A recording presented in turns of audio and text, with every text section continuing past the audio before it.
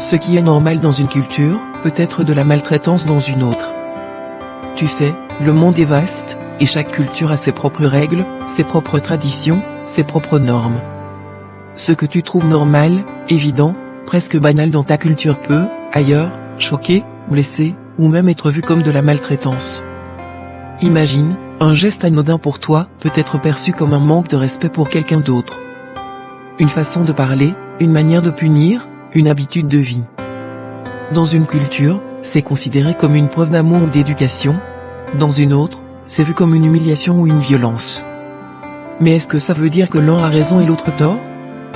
Pas nécessairement. Ce que ça veut dire, c'est qu'il faut apprendre à regarder les choses avec d'autres yeux. Il faut comprendre que chaque société a ses valeurs, ses repères. Et toi, si tu veux vraiment grandir, vraiment te connecter aux autres, tu dois t'ouvrir à cette diversité, te poser des questions et parfois remettre en question tes propres certitudes.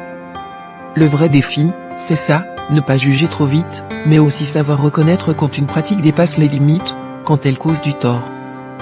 Parce que ce n'est pas parce que quelque chose est normal, quelque part que c'est forcément juste ou acceptable. Alors, sois curieux. Observe, écoute, apprends. Mets-toi à la place de l'autre, essaie de comprendre pourquoi ils agissent comme ça, d'où viennent leurs traditions.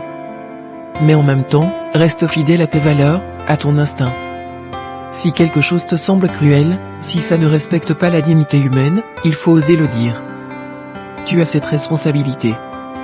Toi, tu es quelqu'un qui peut faire la différence. Quelqu'un qui peut montrer qu'on peut respecter une culture tout en défendant ce qui est juste. Parce que c'est ça, être un citoyen du monde, trouver cet équilibre entre ouverture d'esprit et intégrité personnelle. Rappelle-toi, ce qui compte, ce n'est pas juste de comprendre, mais aussi d'agir avec bienveillance et courage. Et ça, c'est une force qui peut changer des vies. Peut-être même le monde. Gratitude.